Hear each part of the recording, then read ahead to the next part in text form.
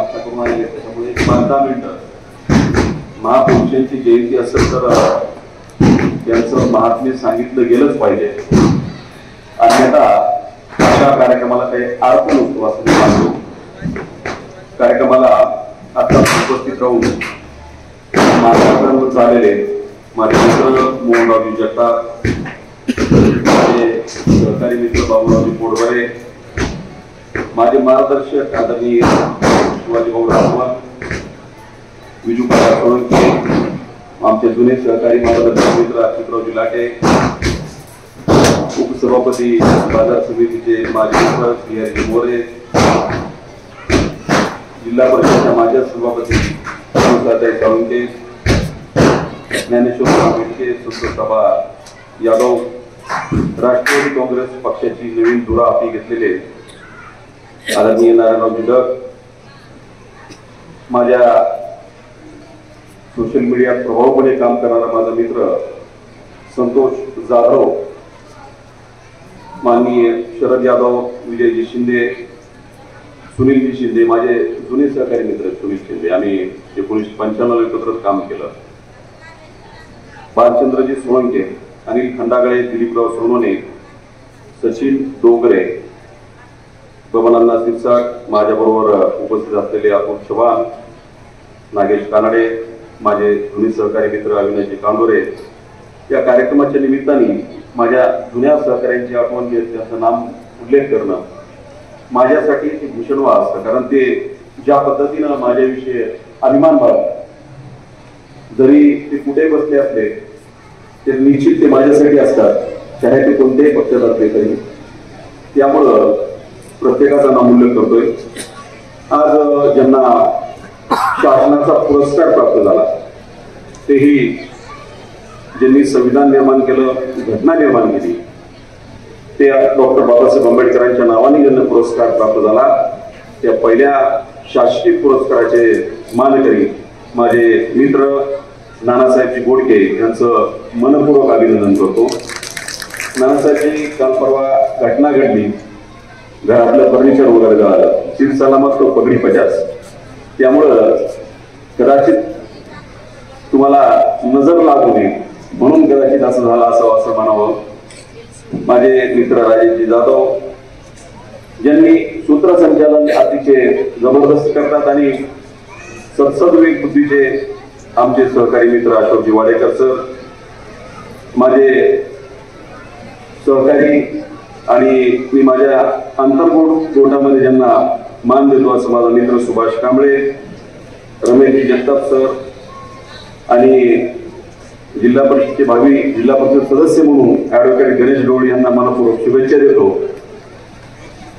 आणि योगेश पंजा शिंदे, जयंतीचे अध्यक्ष, अतिशय धडाडीचा कार्यकर्ता आहे, राधाकिशनजी बालशंकर, बबनराव नरीर. याबरोबरच मला आज एका कार्यक्रमाचं खूप एक चांगलं आवडलं की आपण पुरस्कार ते खूप चांगले निवडून काढले, कारण शेवटी प्रत्येक क्षेत्रातले चांगले पुरस्कार ते निवडणं त्या जयंतीचं एक चांगलं पण असतं. त्यामुळं ते व्यापारी महासंघाचे अध्यक्ष नाहीत तर सामाजिक व्यापारी म्हणून ज्यांचा उल्लेख आहे सुरेंद्रजी रेरासनी यांचं मनपूर्वक स्वागत करतो. बाळासाहेबजी तोर, ज्यांनी विदर्भार्पण अतिशय नावारूपाला आणली, माझे मित्र अविनाशजी कांबोरे यांच्या सौभाग्यवती आणि स्वतःची वेगळी अशी ओळख, म्हणजे अविनाश तुमच्या ओळखीवरती त्यांचं काही काम नाही असं मला वाटतं. ताईंचं त्यांची स्वतः विधिज्ञ असल्यामुळं त्यांची स्वतःची ओळख अशा आरतीताई कांडोरे, सहशिक्षिका शीतलताई सोनोने, माझे आताच डॉक्टर ज्ञानेश्वरजी गिलबिले आणि लहूजी सेनेचे जे काही अध्यक्ष आहेत भास्करनाथ शिंदे, मला वाटतं पुरुषोत्तमजी तेव्हा कार्यक्रमाला नाही येत होते, सर्व सन्मान होते.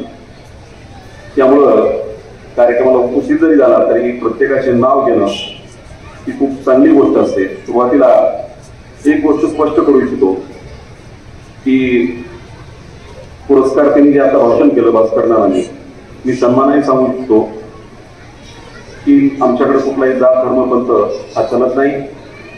आम्ही माणुसकी हीच जात आणि मानवता हाच धर्म मानतो. त्यामुळं माझ्यासारखा एक इतक्या वरिष्ठ पदावर असेल की माणूस साधारण पद मोठ आहे, ते असतानाही माझ्या सोशल मीडियाची बऱ्यापैकी धुरा, मी समाजाचं तरी नाव घेतलं पण चर्मकार समाजच करतो संतोष जाधव, तो जितका माझ्या जवळचा आहे तितका देवेंद्र फडणवीस साहेबांच्या देखील जवळचा आहे. त्याच्यामुळं सोपं नाही आहे. आम्ही आमच्याकडं गुणग्राही चिकित्सक आम्ही निश्चित आहोत. मुळामध्ये आजच्या जयंत्या 2 महापुरुषाच्या आहेत. सर्वजण संत रविदास म्हणजे रविदास यांच्यावरतीच बोलले, पण मुळामध्ये 12व्या शतकामध्ये जे काही कंकैया स्वामी कंकैया 2-3 त्यांच्यावरती असं इतिहासामध्ये बांधता आले तर त्यांची माहिती येते. खरं म्हणजे जातीच तो ते 12व्या शतकात सगळ्यात जास्त माजलं होतं. आज तर काहीच नाही. त्याच्यापेक्षा 1000 पटीनं शूद्र लोकांना त्रास देऊन, सामान्य लोकांना त्रास देऊन ज्या पद्धतीनं जातीचं भलामण चाललं होतं, अशा वेळेस 12व्या शतकामध्ये उज्जैन सारख्या ठिकाणी कंकैया स्वामीचा महाराजांचा जन्म झाला आणि या ठिकाणी एका डोहर हा शब्दच असा पडलाय की जे डोहाच्या शेजारी राहतात अशा व्यक्तींना त्या काळामध्ये डोहर असं म्हटलं जातं. आणि अपभ्रंश म्हणून ते आता डोहर चर्मकार या पद्धतीने त्याचा अपभ्रंश होत आतापर्यंत आला. या काळात जातीचं स्तोम वाचल्यानंतर कंकैया स्वामींनी धर्म यात्रा काढली, अनेक ठिकाणी गेले ते. आणि हे जात असतानाच कर्नाटकामध्ये महात्मा बसवेश्वरांच्या संपर्कात आले आणि महात्मा बसवेश्वरांच्या संपर्कात आल्याच्या नंतर त्यांनी वीरशैव पंथ स्वीकारला. मी धर्म मानत नाही. आणि शरण ही प्रक्रिया जी असते, महात्मा बसवेश्वर या काळामध्ये हळैयाचा मुलगा त्याचा लग्न मधुरिया बरोबर लावण्याचं आंतरजाती विवाहाचे प्रणेते जरी महात्मा बसवेश्वर असले तर सगळ्यात मोठी साथ ही कंकैया स्वामीने त्यावेळेस दिली होती. म्हणून त्या काळातली जी काही धर्म आणि जातीची जी भेद होते ते मिटवण्याचं काम कंकैया महाराजांनी केलं. त्यामुळं 12व्या शतकातला आणि 14व्या शतकातला एकत्रित मिलन करून ही दोन्ही आपण जयंती साजरी करताय. मी तुम्हाला सगळ्यांना अभिनंदन करतो. मुळात कंकैया महाराजांचं कंकैया नाव नव्हतं, त्यांचं नाव होतं शिखर. आणि भारत भ्रमण करत असताना ज्यावेळेस ते महात्मा बसवेश्वरांकडे गेले त्यावेळेस बी हरणी कंकैया डोर कंकैया अशी हाक मारून आपली साथ देऊन बसवेश्वरांनी त्यांना आपल्याकडे केलं. कारण अनुभव म्हणतात जो आज संसदेच्या धर्तीवरती चालला होता, 12व्या शतकामध्ये महात्मा बसवेश्वरांनी श्रमाला ईश्वराचं मूल्य दिलं होतं. ईश्वराचं मूल्य, श्रम हाच ईश्वर आहे आणि श्रमी माणसामध्ये हा ईश्वर दिसतो अशी संकल्पना मानून अनुभव म्हणतो जी काही आज संसदेची रचना आहे ती या काळामध्ये केली होती. आणि सगळ्यात विश्वासू म्हणून कंकैया महाराज जे त्यांचे होते, या बसवशरण वचनाची रक्षण करण्यासाठी वेळ प्रसंग पडल्याच्या नंतर कंकैया महाराज एक शूर होते, वीर होते आणि त्यांना एक पदवी होती की ते शिव उपासक वीर होते. ज्यावेळेस बिजवल राजांनी ही संस्कृती नष्ट करण्यासाठी ज्या पद्धतीने हल्ला केला, बिजवल राजाच्या सैन्याबरोबर बसवेश्वरांना दिलेल्या वचनाला म्हणजेच शरण प्रवृत्तीला रक्षण करण्यासाठी स्वतः तलवार हातात घेऊन कंकैया महाराज हे धारातीर्थी पडले होते. त्यामुळे आज संस्कृती टिकली, जातीतला भेद नष्ट करण्याचं काम कंकैया महाराजांनी केलं. म्हणून मी आज कंकैया महाराजांचं सांगणंही मला गरजेचं होतं की तुम्ही आम्ही का अभिमान बाळगावा. एखाद्या महापुरुषाचा अभिमान बाळगत असताना आपण तो कोणा बाळगत असतो. आणि ज्या ठिकाणी ते धारातीर्थी पडले त्या गावाचं नाव कचेरी. आजही तिथे महाशिवरात्री निमित्त यात्रा भरते. बरेच जण याच्यामध्ये जात असते. म्हणून आज या जयंतीच्या निमित्ताने संत रविदास महाराज म्हणजे रोहिदास महाराज यांची एकत्रित जयंती साजरी करण्याचा योगेश शिंदे तुम्ही खूप चांगला निर्णय घेतलाय. तुमच्या सर्व सहकार्याने चांगला निर्णय घेतलाय. त्या सर्वांचं मी मनपूर्वक स्वागत करतो. मित्रांनो, आतापर्यंतच्या बऱ्याच वक्त्यांनी संत रोहिदास महाराजांच्या विषयी बोलले आणि 12व्या शतकापासून 1433 पर्यंत बरीच जातीची जी दूरी होती ती कमी झाल्यानंतर संत रविदासांचा जन्म काशी म्हणजे गोवर्धनपूर आणि काशी असं एकत्रित असलेल्या गावामध्ये त्या ठिकाणी वाराणसीच्या पवित्र वातावरणात झाला.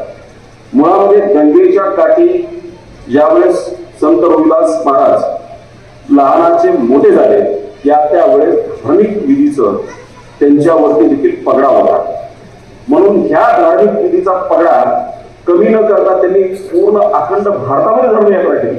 अखंड भारतात ते कर्मकांडाची विरोधक तो होतेच, निश्चितच असायला पाहिजे कर्मकांडाचा विरोधक. पण ते का होते? धर्मयात्रा केल्याच्या नंतर आंध्रामध्ये गेले, तमिळनाडूत गेले, महाराष्ट्रात गेले, गुजरातमध्ये गेले, राजस्थानमध्ये गेले. आणि ज्यावेळेस माणूस प्रवास करतो, माणसं प्रवास केल्यानंतर मोठे होतात. मी अखंड प्रवास करतो, विचार करू शकणार नाही. महिनाभर मी सतत माणसं प्रवास केल्यानंतर त्या ठिकाणची संस्कृती कळते, त्या ठिकाणची माणसं कळतात आणि माणसातला माणूस पण कळतो. आणि या भारताचं वैशिष्ट्य इतक्या जाती असत्या, इतक्या विविध तरी असतील तरी मंदिर असू द्या, मस्जिद असू द्या, चर्च असू द्या किंवा बौद्ध विहार असू द्या, ज्या वेळेस राष्ट्रावर संकट येतं त्यावेळेस आमचा एकच राष्ट्रधर्म असला पाहिजे, तो म्हणजे वंदे मातरम आणि भारत माता. आणि हे सर्व आम्ही त्या पद्धतीने जातो करतो. मला मुद्दा सांगायचा, रविदासांनी एवढा ज्यावेळेस प्रवास केला यावेळेस त्यांना एक सिद्धांत त्यांना माहीत झाला, एक सिद्धी प्राप्त झाल्यासारखं झालं की परमात्माच्या निर्गुण स्वरूपाचं त्यांना दर्शन झालं. म्हणजे निर्विकारपणा, कुठला गर्व नाही. सामान्य माणसाच्या हृदयामध्ये देव दिसतो. मी कधी कधी मंदिरात जात नाही, कामामध्येच जर एखादा साधा माणूस आला आणि तो जर बघितला, मालकरी असो, कालकरी असो, कोणी असू द्या, मी अशी माणसं ताबडतोब करतात. ऑफिसमध्ये आलेली किंवा आले प्रायोरिटी कुणाला द्यायची 2 मिनिटात करते. मी आधी मीटवरच्या शूज पासून वरपर्यंत 2 मिनिटात मी ग्रास्पिंग करतो. पण सामान्य माणूस मला ताबडतोब करतो. आणि त्या सामान्य माणसाच्या हृदयामध्ये परमात्म्याचं निर्विकार स्वरूप असतं. म्हणून मंदिरात नाही गेलं तरी चालतंय, पण सामान्य माणसाच्या हृदयामध्ये मात्र देव तुम्हाला जाणता आला पाहिजे. मुळात रविदास महाराज हे कुलभूषण कवी होते, प्रचंड विद्वान होते, रहस्यमय कवी देखील होते. आणि या काळामध्ये आज तुम्ही म्हणताय की गुरुद्वाराला रविदासांचं नाव कसं काय? खूप लोकांना प्रश्न पडला. बाबूरावजी आता बोलून गेले की अनेक बाहेरच्या देशामध्ये अनेक गुरुद्वारा ह्या रविदास महाराजांच्या नावावरती आहेत. त्याच्या पाठीमागचं कारण काय असावं? तत्कालीन परिस्थितीमध्ये गुरु नानक देवांची जे शीख धर्माचे संस्थापक आहेत त्यांची भेट झाली समकालीन याच्यामध्ये. आणि जो आज शीख धर्मातला सगळ्यात पवित्र ग्रंथ म्हटला जातो गुरु ग्रंथ साहिब, या गुरु ग्रंथ साहिब मध्ये सर्वात मोठा मान म्हणजे 41 कविता या संत रविदासाच्या आहेत. म्हणून सगळ्यात मोठे संत रहस्यवादी आणि ज्यांचं कवित्व एका समाजाने स्वीकारलं. मुळामध्ये आपला माणूस आपल्या भोवती असताना त्याचा अभ्यास नसतो माणसाचा. माणसं मातीत गेल्याच्या नंतर माणसं मोठा होता ही महाराष्ट्राची संस्कृती. आपण अवतीभोवती बघतो, माणसाचा देव शोधायला वेळ लागत नाही, त्याची नजर राहते पाहिजे. आणि तुम्हाला आश्चर्य वाटेल, या 1693 साली म्हणजे 150 वर्षाच्या नंतर भारतामध्ये संत ही पदवी कुणाला द्यायची असेल तर भारतीय धार्मिक परंपरेचं पालन केलं जातं, रूढीचं पालन केलं जातं. आणि मला अभिमान वाटतोय की 17 संतांपैकी एक संत निर्माण करण्याचा निर्णय 1693 साली घेतला आणि संत रोहिदास हे संत रोहिदास झाले. ही फार मानाची गोष्ट आहे, लक्षात घ्या. तुमच्या आमच्यासाठी गर्वाची गोष्ट आहे आणि अभिमान बाळगा. या धर्मामध्ये आपला जन्म झालाय. नियतीनं कुठल्या देशामध्ये जन्म घ्यावा, कुठल्या खंडामध्ये जन्म घ्यावा, कुठल्या राज्यामध्ये जन्म घ्यावा आणि कुठल्या जातीमध्ये जन्म घ्यावा त्या आपल्या हाती नसतं.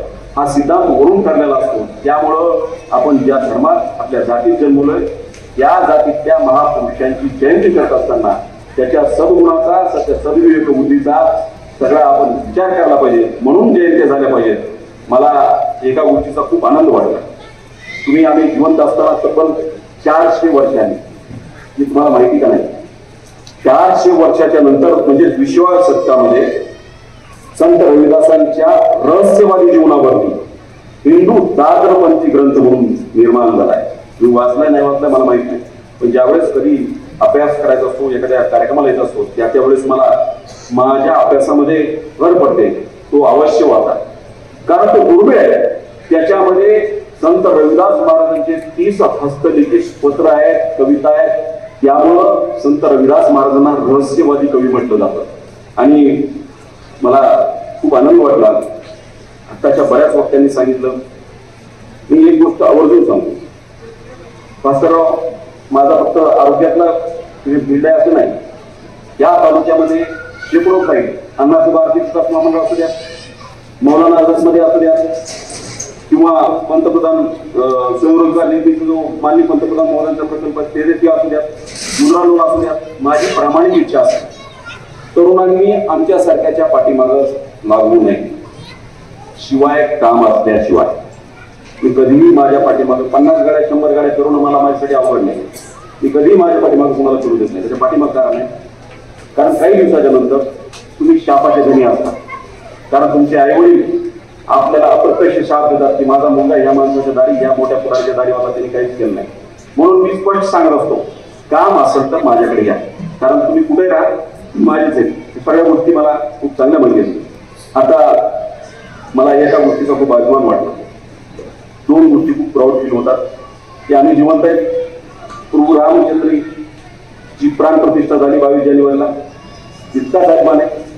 दुसरा अभिमान तोच आहे, याच पंतप्रधान मोदीजींनी कालच्या 23 फेब्रुवारी 2024ला 25 फुटाचा संत रविदास म्हणजेच रोहिदासांचं स्मारक वाराणसीच्या जवळ काशीमध्ये करून 100 करोड रुपये दिले.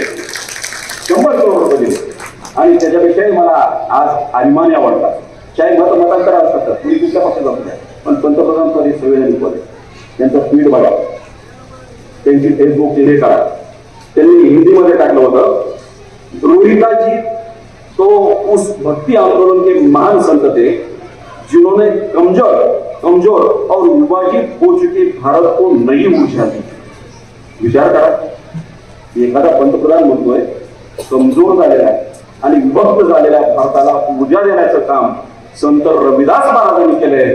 म्हणून तुम्ही आम्ही भाग्यवान आहेत की संत रविदास महाराजांची जयंती साजरा करण्याचं आणि या कार्यक्रमाचा अध्यक्ष म्हणून मला जो मान दिला, मी सर्वांना मनपूर्वक शुभेच्छा देतो.